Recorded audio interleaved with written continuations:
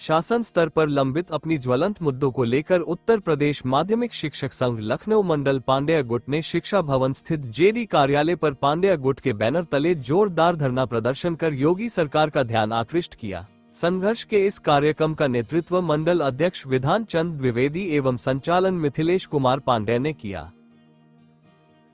आज शिक्षकों की मांगों को लेकर एक बार फिर से उत्तर प्रदेश माध्यमिक शिक्षक संघ लखनऊ मंडल द्वारा धरना प्रदर्शन किया जा रहा है। क्या कुछ कहेंगे? लगातार शिक्षकों की मांगों को पूरा करने के लिए आप लोग संघर्ष में।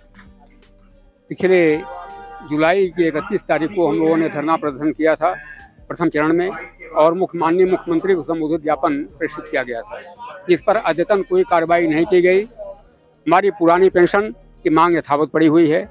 हमारी सेवा सुरक्षा तथा शिक्षकों के बारे में, सेवा सुरक्षा के बारे में, और जो हमारे शिक्षकों से संबंधित मतलब जो उत्पीड़न हो रहे हैं, दंडात्मक कार्रवाइयाँ जो हो रही हैं, इसको लेकर के संगठन अपना आज संगठन का दूसरा चरण में यहाँ पर 19 तारीख को लखनऊ मंडल के सभी शिक्षक आकर के यहाँ पर अपनी आवाज़ माननीय मुख्यमंत्री योगी आदित्यनाथ जी तक पहुँचाए हैं, और उनसे ये मांग करते हैं कि हमारी जो सेवा सुरक्षा, जो शिक्षा सेवा चयन बोर्ड में पहले की जो पूर्ववत सेवा सुरक्षा व्यवस्था है, उसको यथावत लागू किया जाए, ताकि प्रबंध तंत्रों के चंगुल से जो मुक्ति मिली थी, उससे आज जो उत्पीड़न बढ़ रहा है, उससे शिक्षकों को मतलब निजात मिल सके।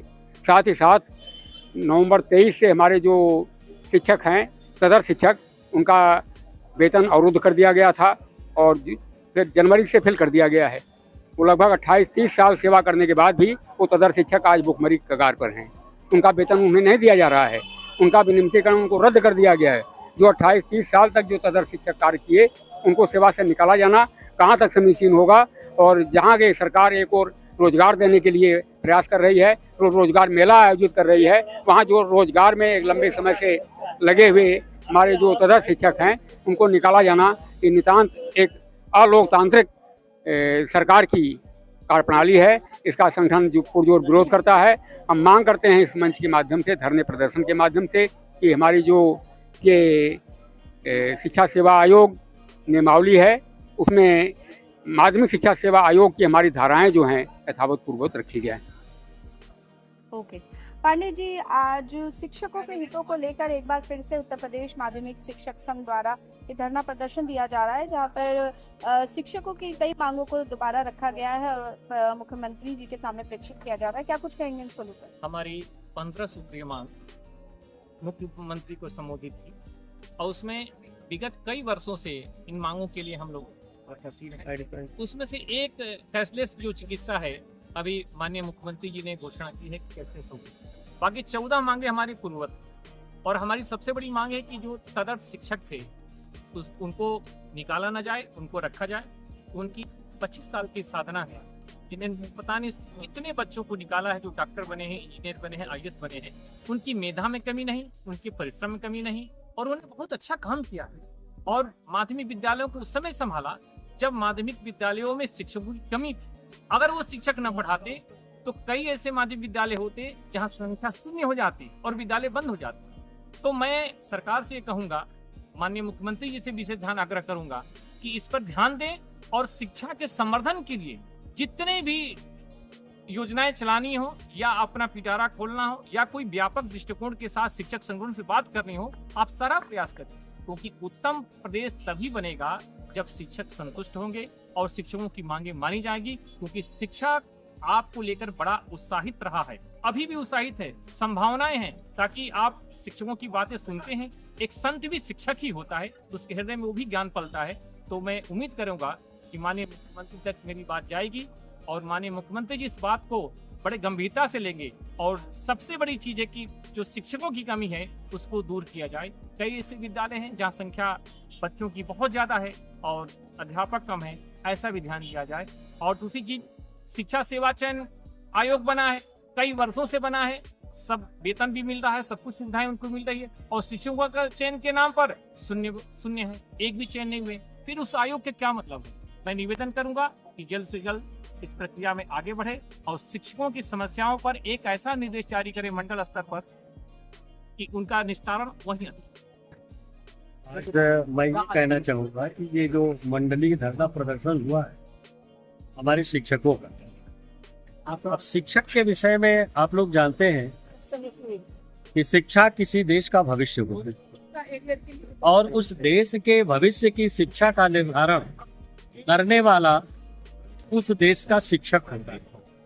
तो हमारे जो शिक्षक हैं अपनी मांगों को लेकर के धरना प्रदर्शन करते हैं तो कहीं न कहीं उनके मन में पीड़ा रहती है और तनावग्रस्त मस्तिष्क न उपासना कांड कर सकता है न कर्म कांड कर सकता है। इसलिए उत्तर प्रदेश एक विकसित उत्तर प्रदेश की श्रेणी में जा रहा है। माननीय मुख्यमंत्री जी हमारे बहुत सूझबूझ के व्यक्ति हैं और संत हैं।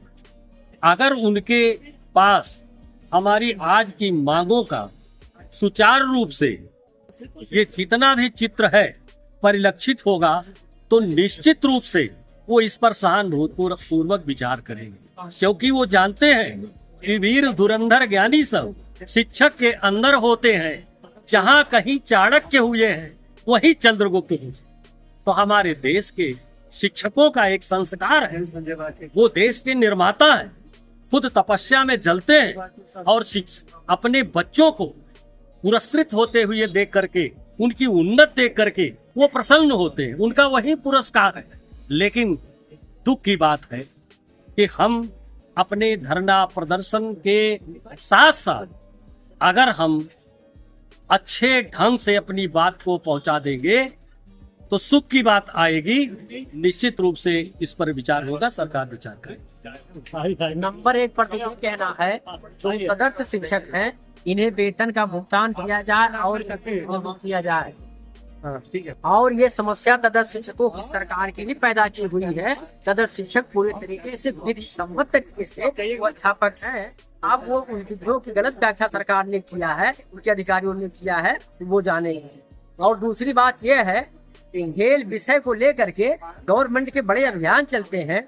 हिट इंडिया मूवमेंट चलता है, खेलो इंडिया मूवमेंट चलता है, स्पोर्ट फॉर स्कूल चलता है, लेकिन इसमें जो है जो खिलाड़ी जो है यहाँ से खेलते हैं ना उनको जो है पैसा बाहर खेलने के लिए दिया जाता है, न भोजन के लिए दिया जाता है, न यात्रा में दिया जाता है, न किट दिया जाता है, न उनके टीम मैनेजर कोच के लिए दिया जाता है, जिसकी वजह से वो बहुत कम जो खिलाड़ी बाहर जाते हैं। और टीम मैनेजर कोच जो सरकारी विद्यालय वाले हैं ये अपने संसाधन से जाते हैं और उन्हें और कई तो जाने से कतराते भी हैं, किसी कि सब कुछ अपने पास से खर्च करना पड़ेगा, जबकि प्रदेश के सभी जिले देते हैं, लखनऊ नहीं देता है। इसीलिए वो दे पहले यहाँ भी दिया जाता था, लेकिन वर्तमान में ऐसी व्यवस्था विगत 8 वर्षों से लागू कर दी गई है जो नहीं दिया जाता है। और क्रीड़ा प्रमाण पत्र भी दिया जाना चाहिए, विगत 8 वर्षों से वो भी नहीं दिया जाता है। जो जिले में होते हैं मंडल का और प्रदेश का तो दिया जाता है।